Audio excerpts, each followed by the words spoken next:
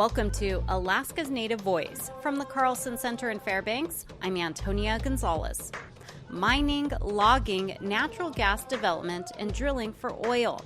The conversation about developing Alaska's natural resources is not new.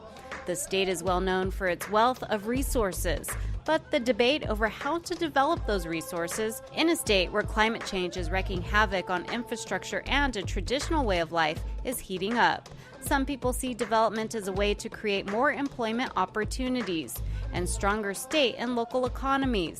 Others fear irreparable damage to the land, water, and animal populations that have sustained Alaska Native people in the far north for thousands of years.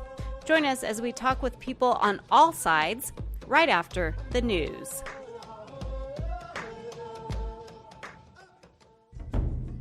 Reporting from the 2019 Alaska Federation of Natives Convention in Fairbanks, Alaska, I'm Trip Krause.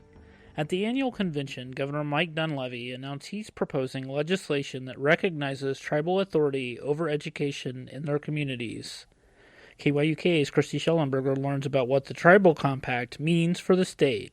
Sandra Kowalski, a Nupiaq from Kotzebue, sits on the Alaska State Board of Education, and she says this announcement is just the first step. The state of Alaska and tribal entities need to kind of create the framework around the master agreement, the financial mechanisms, all those other component pieces that make up in total a tribal compact, and that's not been developed yet, and that's part of the next step is to engage and provide feedback as we have these dialogues and discussions across the state. But first, what is a compact?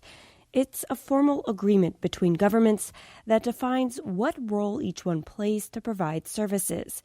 In this case, the state of Alaska and tribal governments will together craft a framework that supports the kind of education that tribes want to have. It can involve a lot of language and culture, activities with elders in the community, and really helping our children form an identity that's around their community where they come from, that's strong and positive. Dunleavy says he intends to introduce legislation in the upcoming session to help craft that framework. Alaska House Representative Tiffany Zolkuski, a Bethel Democrat, says she's ready to work with Dunleavy, but she urges him to give tribes the resources they need. I think it's awesome and a step in the right direction to talk about expanding the role of tribal compacting within the state of Alaska. But I think it's really important that it's not just cost shifting and it's not just putting the burden of providing state services onto communities or tribes. Tribes have expressed frustration with the Dunleavy administration over his budget proposals. One example came during his speech Thursday at AFN. Protesters interrupted with drumming and dozens stood up and turned their backs to him, a single fist held high. Some held "Recall Dunleavy" signs. At the AFN Convention 2 years ago, then Governor Bill Walker and his administration signed a first-of-its-kind agreement. It's called the Alaska Tribal Child Welfare Compact, and it gives tribes more control over their children. The Walker administration prioritized consulting with tribes. Zolkuski says she hopes that Dunleavy understands how important funding the compacts are. It's imperative that the state provide the resources to accompany these compacts that will make tribes successful, because ultimately it will benefit the state of Alaska, and the state of Alaska will ultimately be successful. Reporting from the AFN Convention in Fairbanks, I'm Christy Schellenberger. Much of the convention's second day was looking at the importance of social and political issues. Cook Inlet Region Incorporated took a strong pro-recall effort when Sophie Minich took the stage before the AFN delegation.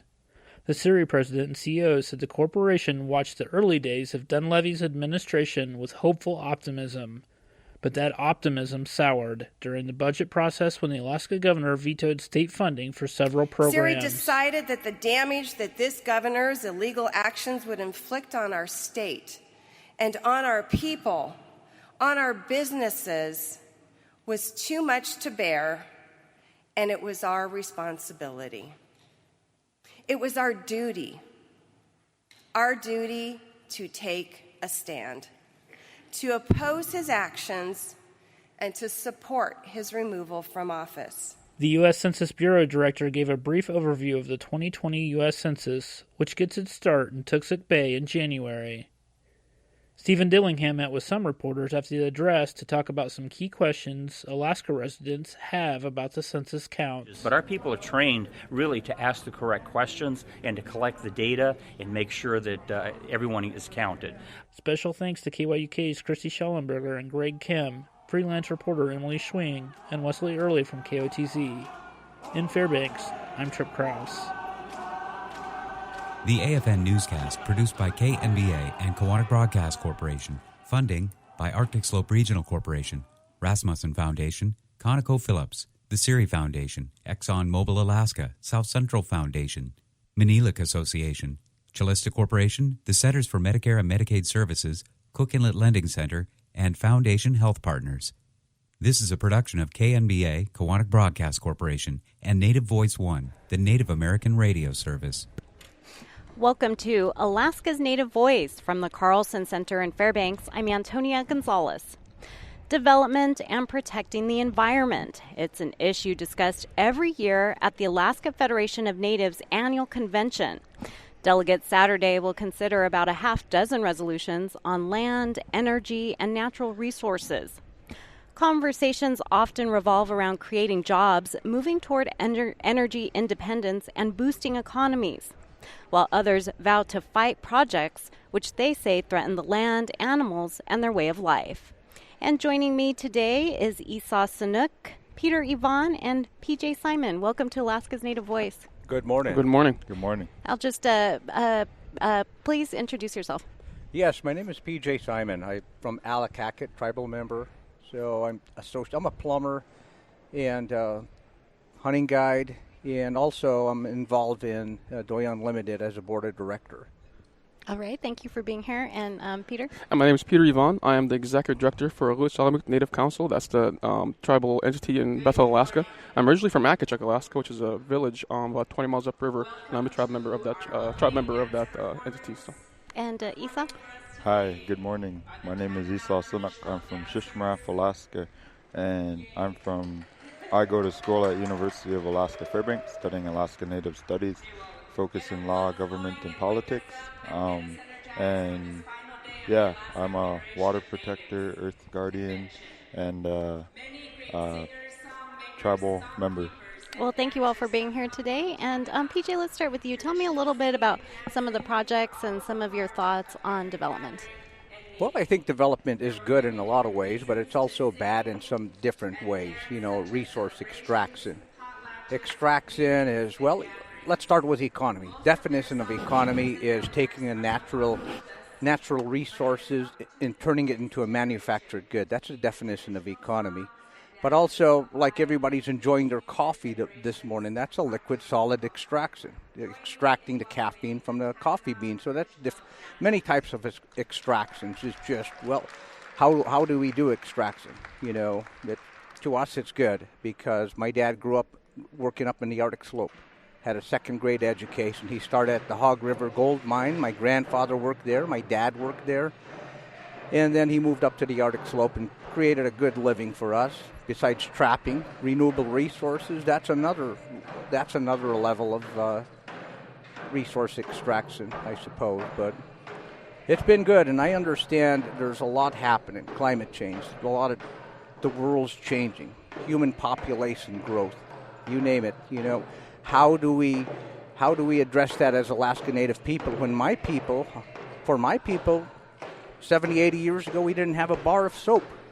Second grade education. Now we live in a fast-paced world. You look at Alaska Federation of Natives. It probably didn't exist 60, 70 years ago. But it brings our people. It gives our strength if we all work together and understand. Knowledge will dispel fear. So, it's one of the things that we happen to do is we're pro-development in some ways. In some areas we don't touch. We have the triple bottom line. Healthy economy, healthy people, and healthy environment. And Peter, your thoughts?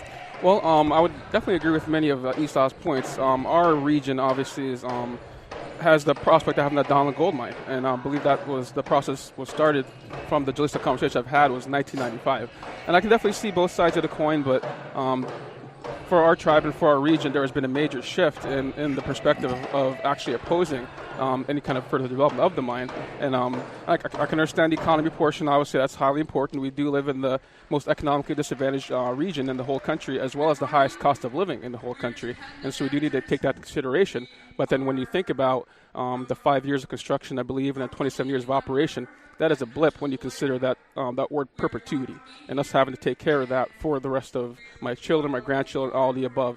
And it's just, in my opinion, and in the opinion of my council and a lot of people in our region now, it's just not worth the risk.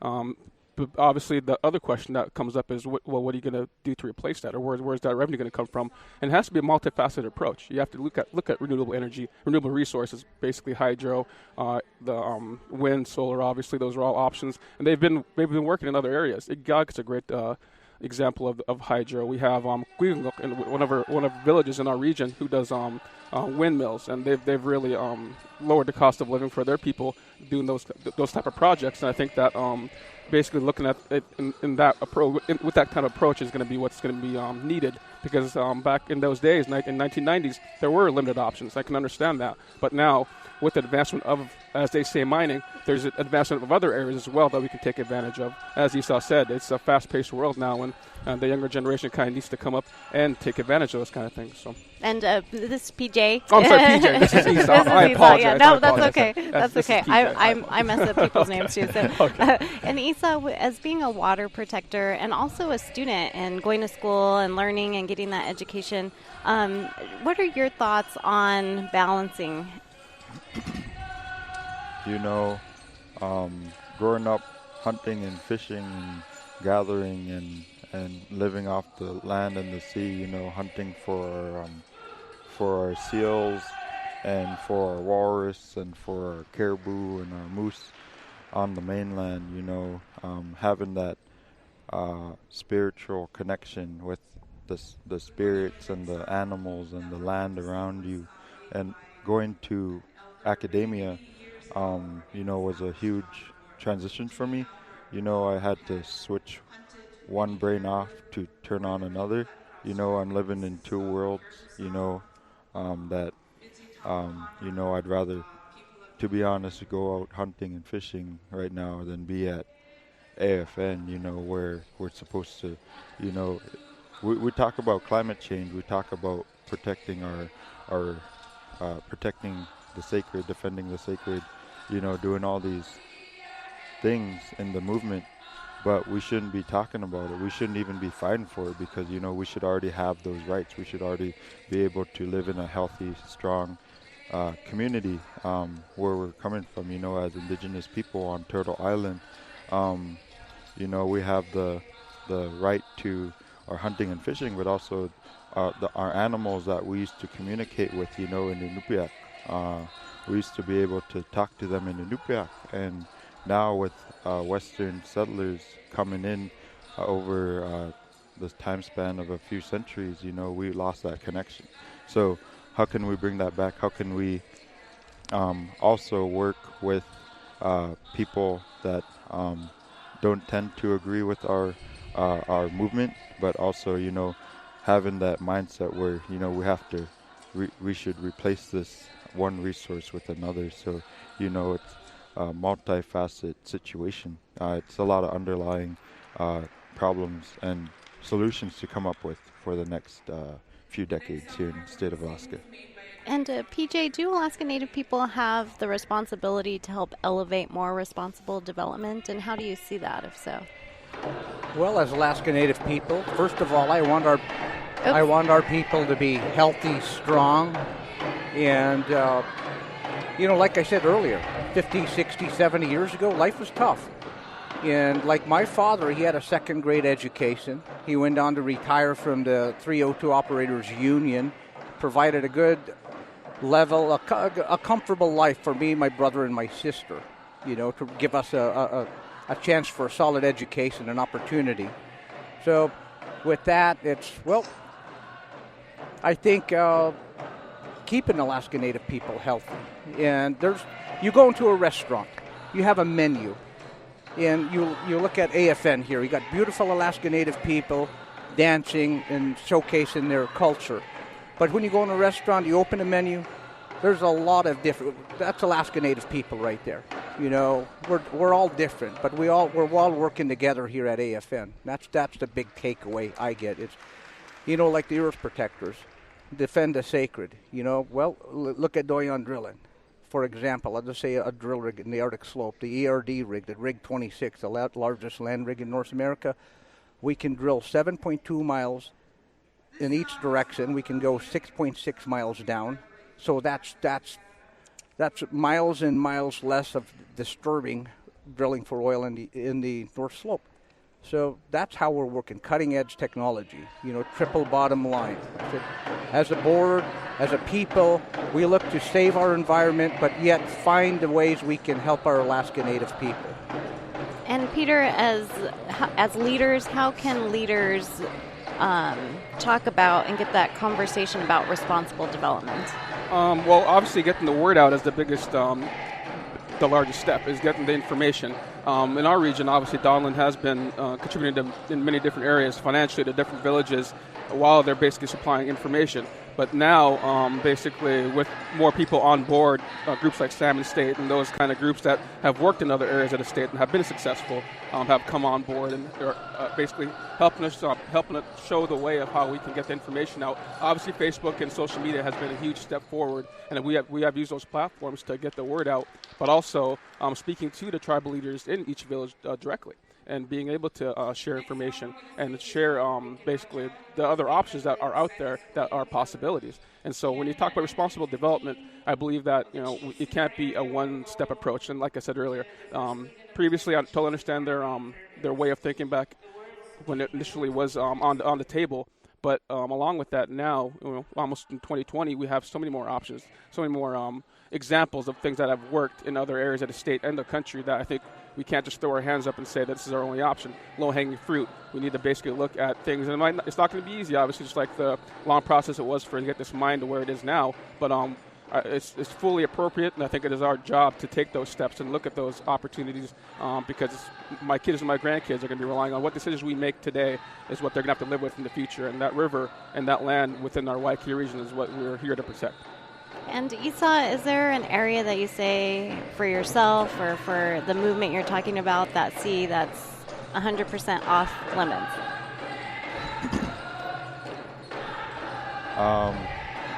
Can you rephrase that again? Yep. Please? Just is there any area that's off limits for development? You know, with Defend the Sacred, Protect the Arctic, you know, with these other movements I'm a part of, you know, we are in protection of the Arctic National Wildlife Refuge, you know, where over 140,000 caribou from the porcupine caribou herd goes to calf every year, and, you know, where the Gwich'in people rely on, you know, their Badzai, their caribou, you know. I'm not Gwich'in, but I'm allied to the movement, you know, because I'm an Alaska Native person. I know where they're coming from, and I know the passion and the emotions that they're feeling for protecting something so sacred, you know, because only women can give birth. And if you give up the place where they give birth, you know, that means future generations of caribou won't be available, and the food for the Gwich'in people won't be there, you know. It all comes, you know, we're all part of the circle of life, and once you destroy something so beautiful, you know, it really messes up everything. So, you know, protecting the Arctic, defending the sacred, you know, it's been fighting the good fight since, you know, the the 20th century, you know, with Sarah James, really renowned elder, Gwich'in elder, and a lot of other people like Bernadette Dementif, who's the executive director for Gwich'in Steering Committee. You know, we've been partnering with them. You know, I'm part of Native Movement, so we've been working with Gwich'in Steering Committee and all other organizations on how can we defend the sacred, protect the Arctic. And I'm wondering about the grassroots movement versus there's a lot of different ways that people are working on the issues. You have the tribal leaders, you have Native organizations, you have the big, huge convention here, and then you have the grassroots movement. Do you see that what kind of progress is being made from grassroots people?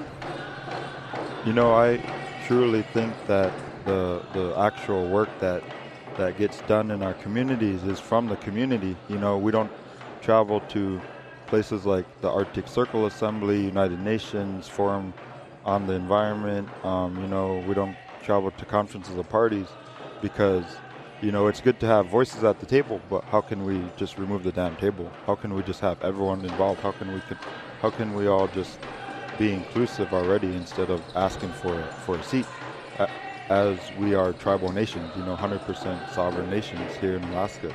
So, to me at least, I think the true work comes from, community organizing, grassroots organizing, and a lot of the work is in the community. It's good to have voices here at Alaska Federation of Natives, but when the agenda is solely based around resource development, extraction, and continuation of the settler colonialism mindset that we need to make money in order to survive and thrive.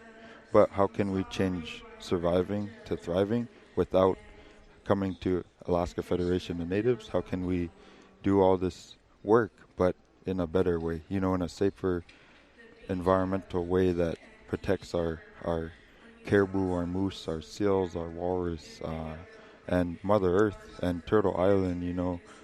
As Indigenous people, we have a responsibility to protect our lands because, the land gives so much to us because we've been living there for time immemorial. So the utmost respect is to the land and to the animals because we don't think ourselves higher as the animals. We think ourselves with the animals because, they give themselves to us and so that our families can survive. So, the groundwork, the actual work that gets done, to me, I think comes from the community level. And I want to get PJ and Peter's take on this too, of all different, the grassroots level to the tribal leaders and the Native organizations all working together. PJ, go ahead. Yes, I think like an Alakakit tribal member, we go through our Alakakit Tribal Council, our elected leaders, or the Tanana Chiefs Conference. You go to our regional tribal leaders, or Doi Unlimited, our mother corporation. We go through our elected leaders of Doi Unlimited to try to make the best decision you can for 20,000 shareholders with respect to each and every shareholder, Alaska Native. How do we move forward? It's that collective voice, Antonia, and that's what we do. I keep mentioning the triple bottom line. Healthy ecosystem, healthy people, and different ways of doing things. Like I said, our corporation, we look at different ways to be nice to the environment. Remediation. That's what we think about with the people, the collective voice of the people. How do we move forward in the best way for the people versus what we had 30 years ago, 60 years ago. And then we think 30 years ahead, 60 years ahead. Every 12 years there's 1 billion people on the planet. It's 7.7 billion right now. So the world's getting congested. It's getting smaller. There's more and more people. Our population base is growing. So it's really good. 120 years ago, we had the Great Flu. 60% of our population were gone overnight. So we went through a lot of different things, and now it's climate change. Wow. There's some good changes in, like this healthy conversation we're having. Is how do we move forward in the best way? The Alaska Federation of Natives, a collective voice of the Alaska Native people. You love it. It's beautiful people here in Alaska. And Peter, go ahead. That is an excellent question. Basically, because it is going to have to start from the grassroots level, especially in our region, fighting against the Donlin mine. That's where it started because, like I mentioned earlier, Donlin came in as a large organization, as a large corporation, with a lot of funding back to back them, to basically send their message that this is going to be something positive for the region, all the above. And it took people individually who started to ask the right questions, asking what was the other side of it. We're hearing all the positives of what this mine is going to do for us. What's it going to do to the environment? And so it started from grassroots level, from the region, and it's progressively basically making its way up. Because recently, during our ABCP annual convention, the delegation pulled a 2006 resolution and rescinded it and backed it with another resolution that formally opposes it for the region. And so it basically started as a grassroots level. We got the information out to the tribes individually, and now the regional organization, the delegation is now opposing it, and now the next step is going to be Jalista Corporation, because obviously they own the subsurface rights, and so they're going to be the ones that we're going to have to start getting the message out. And I think we've been pretty clear here in the last few months with the progress that we've been making as a region, and we're hoping that they will kind of get on board, because like I said earlier, Don basically took the right approach initially to kind of flood our region with all the things that they were bringing, but then it took people to ask the questions that were like, how is this going to impact us on the other end? So that is a big reason for it. So. And when something does happen, say there's always concerns about a spill or something impacting the water and the land, how can it be returned, and can it be returned to before development? Isa? One good example of that is, up on the North Slope, we have the biggest oil companies drilling and extracting on our, Inupiaq land, our ancestral land where our ancestors hunt, fish, barter, trade, and lived. Times was tough back then, but at least life was filling. But now times are easier, but it's not so filling. It's a lot easier to live longer here in our day and age. But back then, our people were speaking Inupiaq. Our people were living with the animals. We were one with nature, and we still are. But to a point where we have all these setbacks and all these problems and situations caused by settler colonialistic people, ideals, mythologies, and all this other stuff. But going back to it, ASRC and, the oil companies up there on the North Slope, ConocoPhillips ain't going to clean it. BP's not going to clean it. They're just going to extract what they want and leave. They're not going to do a damn thing to clean what they've done. One other good example is Project Chariot. The United States government tried to make a port by Point Hope. Back in the 60s, they planted bombs in the tundra, and they didn't clean it. They didn't do it, and now the people and the animals are having cancer. After that, the caribou eat the tundra, the people eat the caribou, and now the people there have high rates of cancer, and it's just devastating and depressing to hear about projects like Project Chariot. And see what devastation Western government can do. So I don't think that they will actually do anything to clean it up after. We're going to take a short break here. In a second, we are talking about development in the environment at the Alaska Federation of Natives Annual Convention. We're at the Carlson Center in Fairbanks, and we have 3 guests joining us today. And we are talking all sides. There's a lot of different views when it comes to environmental protection and development, jobs, economic development, and keeping in traditional ways of life. And we have much more for you coming up, so just tune in, keep on listening. We have 3 guests with various views as well, and you're listening to Alaska's Native Voice. We have to take a short break, but we will be right back.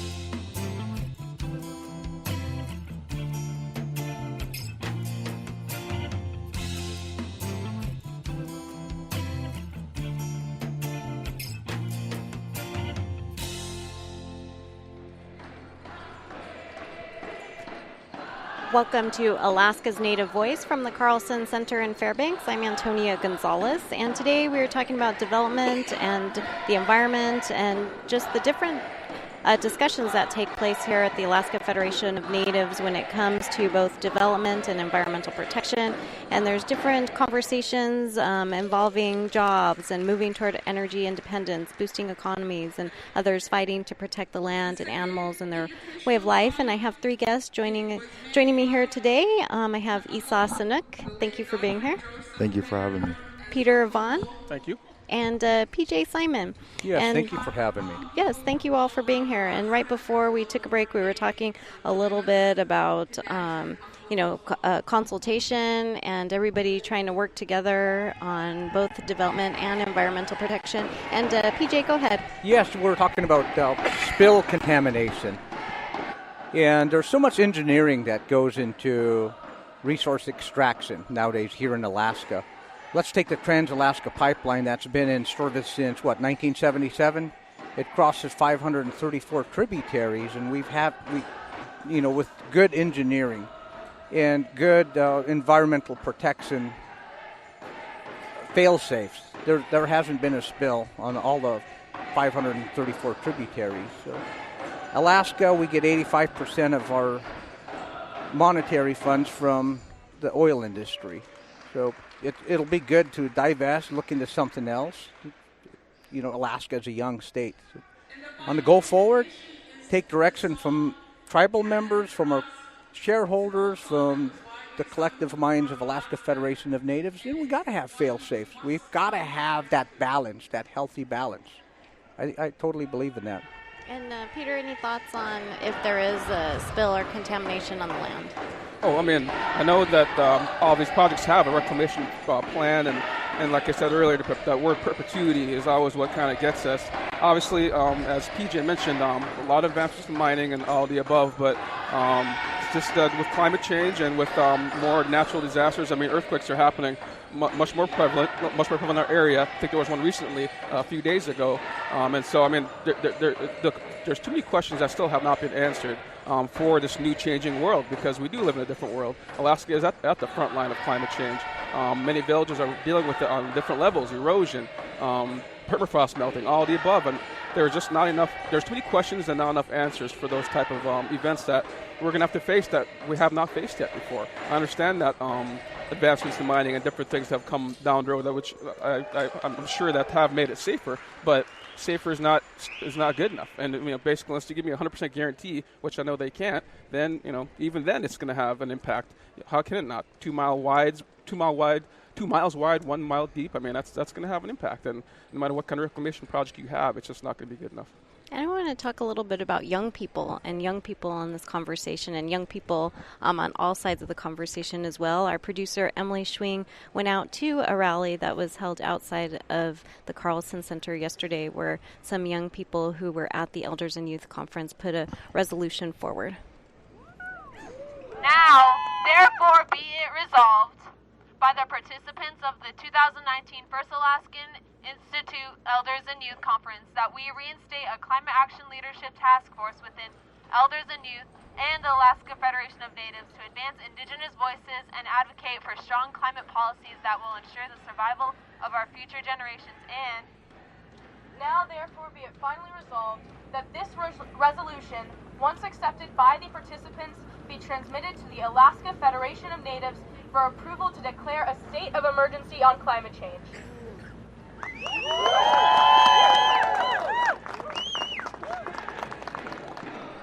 And that was some voices from a demonstration held outside the Carlson Center yesterday. Some young people who attended the Elders and Youth Conference, which is held prior to the AFN, talked about their climate change resolution. Esau, your thoughts on the young people getting involved in the movement you're involved in?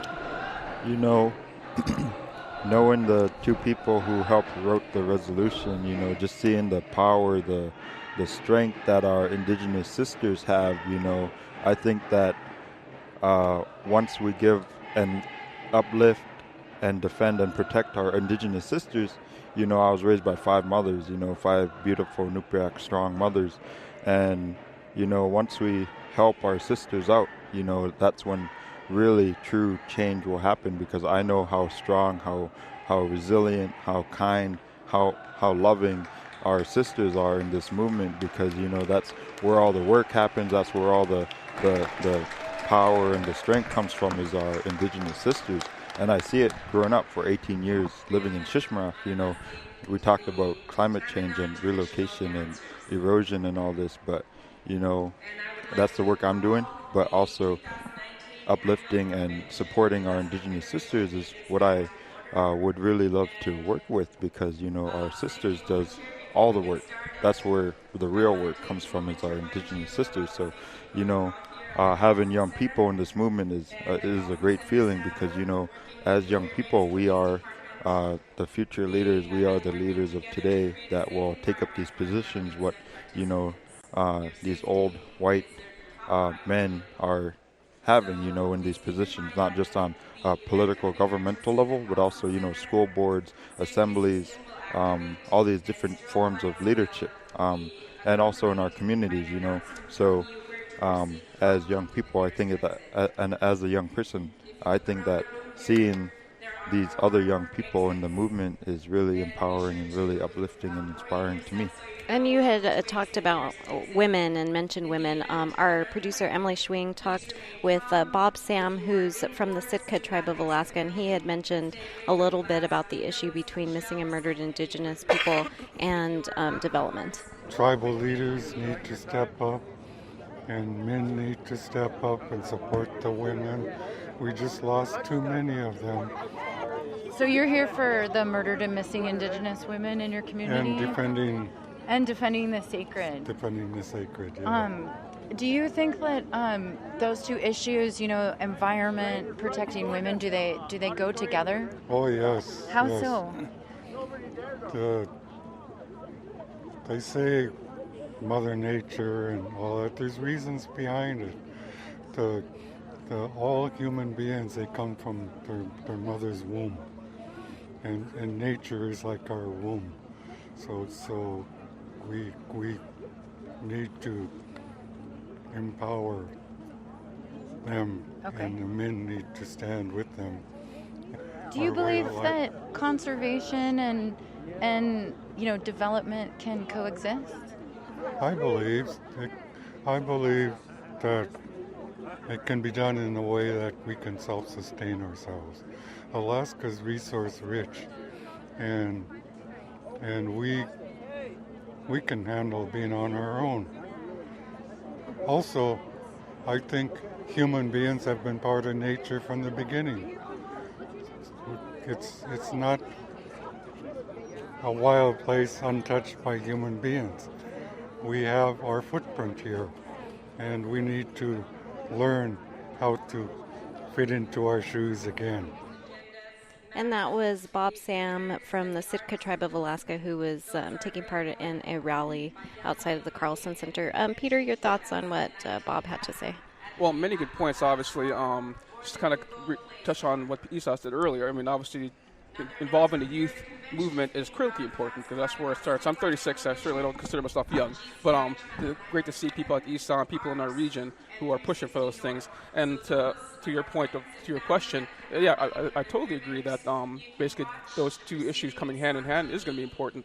Obviously, public safety has been a huge talking point here during this AFN convention, and it should be, because it is the number one issue, especially in our ABCP region, as has been stated by our delegates. And obviously the light's been shown on it, and we had Attorney General Barr obviously calling in and basically guarantee more funding toward that purpose. And so the biggest thing would be to not just the Bethel or large areas, Anchorage, the villages obviously are going to be where we need to have people where they feel safe and comfortable. Because if they're not in those villages, they're not going to be able to see what is happening and be able to address those issues. Because that's, like we said earlier, it's a grassroots movement most of the time. And so to have the people that are educated, that know the issues, and actually be within those communities is going to be highly important. And I think housing should be the next basically thing that we should be looking at, because that is obviously a huge issue. I know AHFC, which is our regional housing area, identified a need for 3,000 homes today. for our region. And so I think if we have proper housing and along with public safety, we will be able to keep those type of people, the younger generation in the villages to help fight for the things that are important. PJ? Yes, I think protecting our Alaska Native ways are right. I'm a hunter. I hunt. I follow a subsistence calendar. I trap in the winter. One of the few guys that still trap, go out there and scratch out a living because I love to be out there. My father was a trapper. My grandfather was a trapper. My great-grandfather. All interior Alaskans were trapping. From deadfall, they moved to steel traps to, we wear these beautiful furs. You look at all the regalia around here. That was harvested, by our Alaska Native people. We have our identity. We have our strong identity. And it's like this young gentleman here. I'm 48 years old. I'm not getting any younger. But it's taking the collective minds of everybody. Education being educated on stuff will dispel fear. But being educated, raising our level of education, that's the greatest thing we can do. You take, as a young state, and I'll say it again, take a person like Condoleezza Rice. She was from the Deep South. She was Secretary of State. She was a National Security Advisor for the United States of America, coming from a poor African-American neighborhood in Deep South Alabama. And here we are as Alaska Native people growing. We're listening. How can we become better people? How can we lead the state in incarceration? 60% of my brothers and sisters, our brothers and sisters, are incarcerated. How do we get away from that? How do we steer our people in the right way to make it better for our kids, our children, my children? How do I do that? Our murdered and indigenous woman. Let's not let that happen again. We're trying our hardest. You hear the movement, defend the sacred, the murdered indigenous movement at a national level, at a state level, at a local level.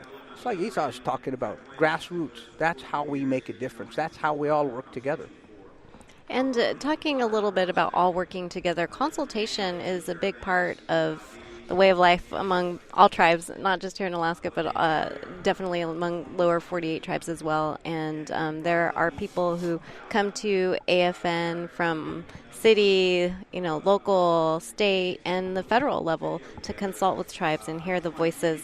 And there's other meetings that go on. This week, the National Congress of American Indians held a meeting with tribal leaders, and they do that right before AFN. And we had a chance to talk to Tara Sweeney, who is Alaska Native, and she is the highest-ranking member in the Trump administration who is Native American. And we asked her about the environment and development, and the Trump administration being that is very pro-development. Let's hear what she had to say. It's about education, and it's about doing the outreach throughout the administration to share those experiences with my colleagues. It's important to understand that a one-size-fits-all approach to Indian country and Alaska Native villages is not going to be effective. And that was Tara Sweeney, who is the U.S. Assistant Secretary for Indian Affairs at the Department of the Interior, who is from Alaska. Peter, your thoughts on what Tara had to say? Yeah, no, I totally agree with what she's saying. We recently had Tara in Bethel a few months ago to basically hold a panel with the tribes, and we were very appreciative. And I know that's just basically another step to take to shine light on the issues that are happening within our region. And she's totally right. It has to be multifaceted. It can't be one group. It can't be one issue that we are tackling. We have to basically, obviously, multitask and try to kind of tie these things together to get to the goal that we need to have. And as I mentioned earlier, public safety, obviously, number one. Housing will be right behind it. And obviously, resource development, all these issues need to be expressed and like she said, through her administration, through education, through outreach. And I'm very, very appreciative and proud of her for what she's doing in that position and role, because she's doing a great job so far. So we definitely support her, and hopefully she will continue to do those kind of things. Let's hear what else she had to say, and then I'll come back to you. When you look at how development has taken place in Alaska and using the models that have worked with Native communities here and transferring that to the lower 48 and making those experiences available is extremely valuable. And that, again, was Tara Sweeney, Assistant Secretary for Indian Affairs. Go ahead, PJ. Yes, I think it's important for advocacy, tribal, corporate. But in the end, at the end of the day, Antonia, I walk away as an Alaska Native. That's what I walk away from, as an Alaska Native. You look at Tara Sweeney, Assistant Secretary. She's from Department of Interior. Alaska Natives, we get our money from the BIA shares, IHS shares. We go to D.C., our money gets divvied up between 578 tribes, 232 here in Alaska. So advocacy is important. Tribally driven advocacy is important. And the go forward, what she's talking about is not one approach works. It's multifaceted. Like at the corporate level, you have different subsidiaries of business, different ways of trying to make money to make it better for your men and women, for your kids, your children. You know, like I said earlier, you look backwards, you look forward, and you take everything in between, the collective voice, the reasoning, the history. How do we make it better on the go forward? That's what I look at. I want Alaska Native people to be the healthiest people in Alaska. And Esau, do you see the importance of these federal officials seeing the issues in communities firsthand? You had U.S. Attorney General William Barr, who came to Alaska to see some of these issues, the violence firsthand in the communities. Your thoughts?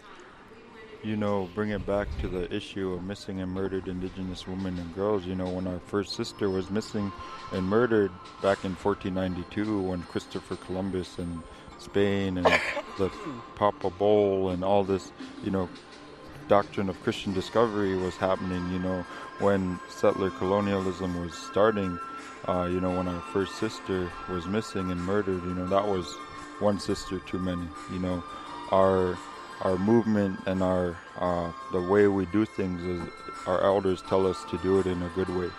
And, you know, with federal officials like William Barr coming to Alaska, talking to Gail Schubert, president of Bering Straits Native Corporation, and her expressing her views and her issues that she talks about. You know, it's important to have federal officials talk to Alaska Natives, but, you know, it's also important to let them talk to people in the grassroots, in the communities that are actually facing the poverty, the missing and murdered, the struggles that we live with in Shishmaref. You know, we still don't have running water. We don't have a flush toilet. We don't have, I don't even know what you call it, to wash your hands, you know. We don't have running water, so we still have to dump the honey bucket. And, you know, we tried to tell our federal officials that for how many years, but we still don't have running water. But also, more important is on missing and murdered Indigenous women and girls, because, you know, I was raised by 5 mothers, my 2 grandmothers, my 2 mothers, and my great-grandmother. And, you know, I couldn't think about the idea that, you know,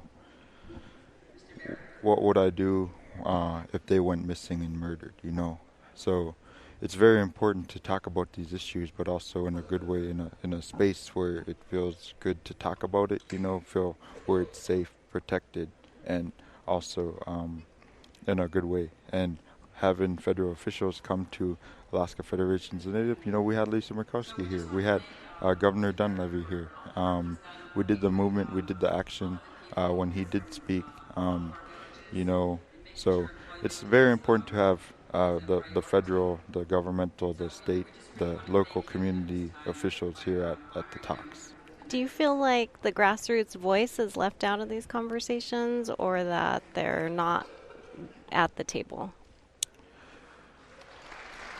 You know, it's important to have all aspects, you know, of different viewpoints. You know, I work with a lot of people who have a whole different viewpoint than what I have. You know, in this movement, we just face with people who don't agree with us, but we love them. We show them kindness. We take them in and we feed them. We do what we can to work with them to the best of our abilities. And, you know, what we've been doing in the grassroots level is in the local level. You know, we don't have really the funding to really come to like United Nations Forum on climate change. We don't have really the funding to go to Conference of the Parties.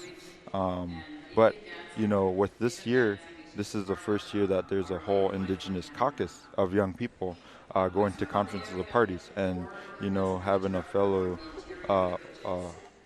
person in the movement who's going is really important. That's also brings back to representation matters. We have Molly of Denali. It's pretty cool. I'm 21. I watch Molly of Denali because, it's really cool to see Alaska Native values, words. I lost my mind when I saw Muktuk on TV, man.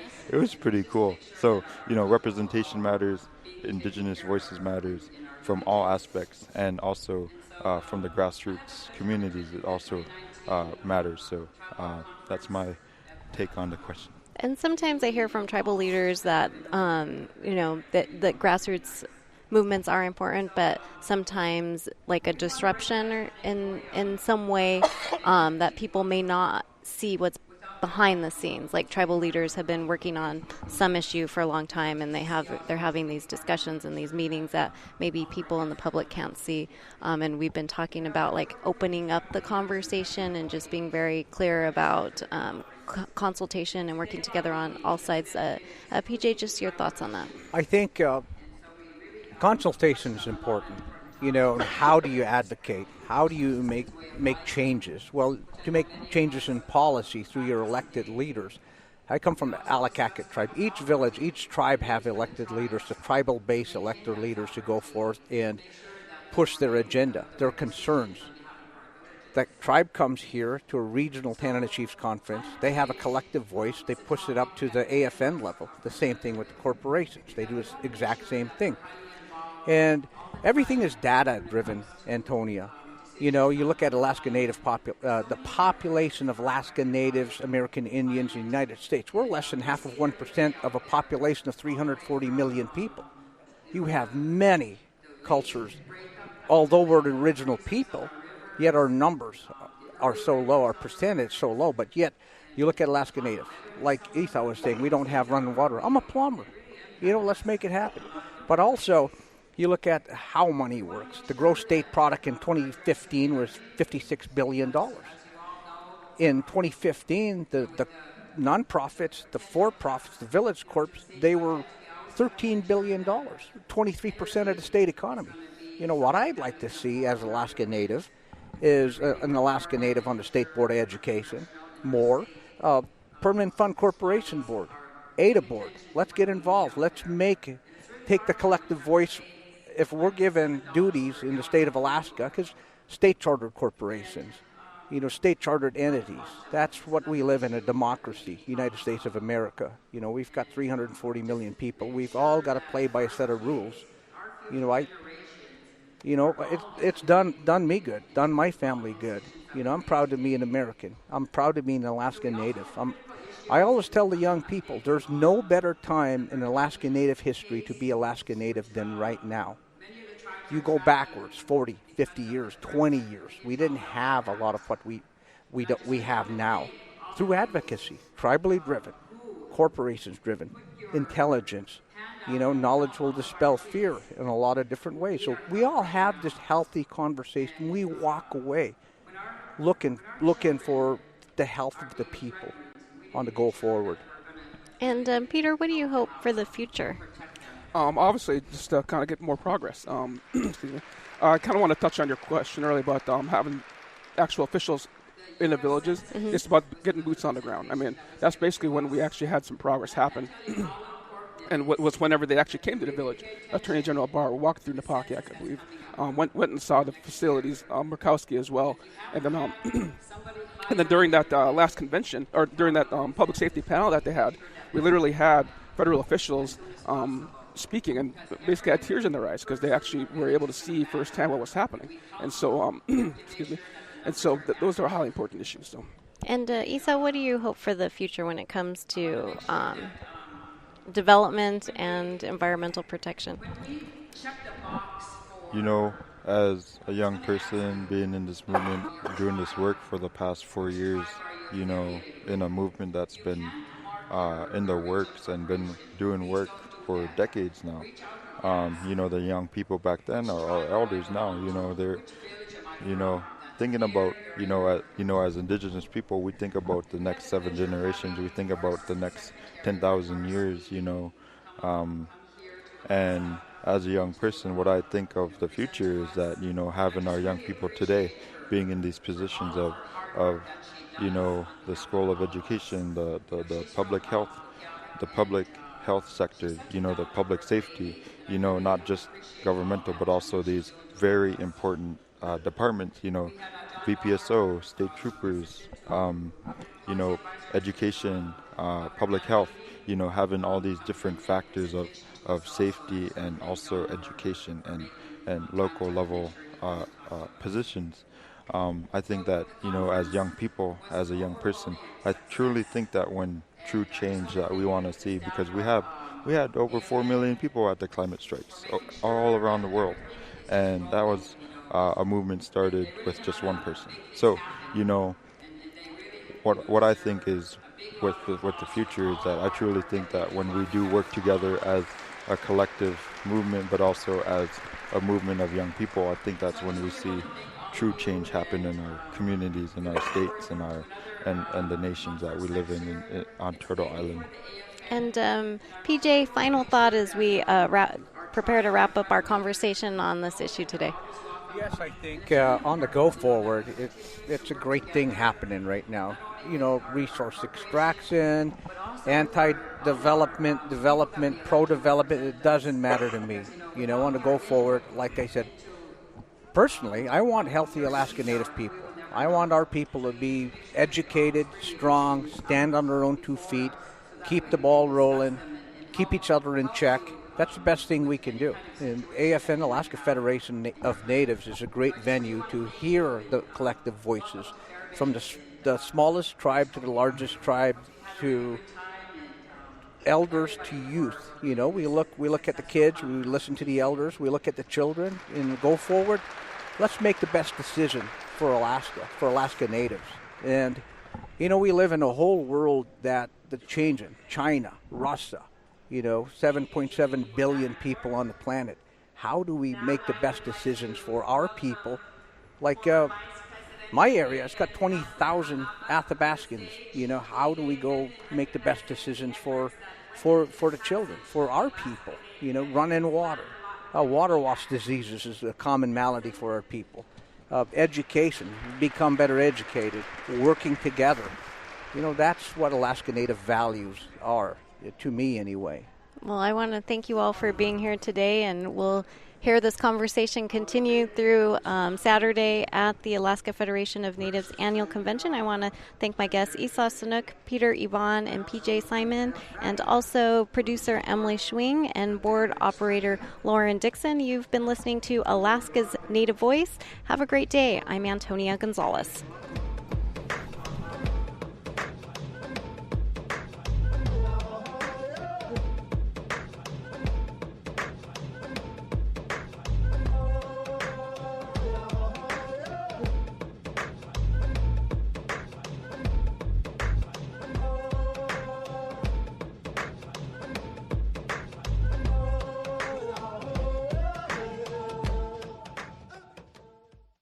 AFN, Alaska's Native Voice, produced and directed by Antonia Gonzales and Emily Schwing. Major support provided by Arctic Slope Regional Corporation, Rasmussen Foundation, ConocoPhillips, the Siri Foundation, ExxonMobil Alaska, South Central Foundation, Maniluk Association, Chalista Corporation, the Centers for Medicare and Medicaid Services, Cook Inlet Lending Center, and Foundation Health Partners. This is a production of Kowanik Broadcast Corporation and Native Voice One, the Native American radio service.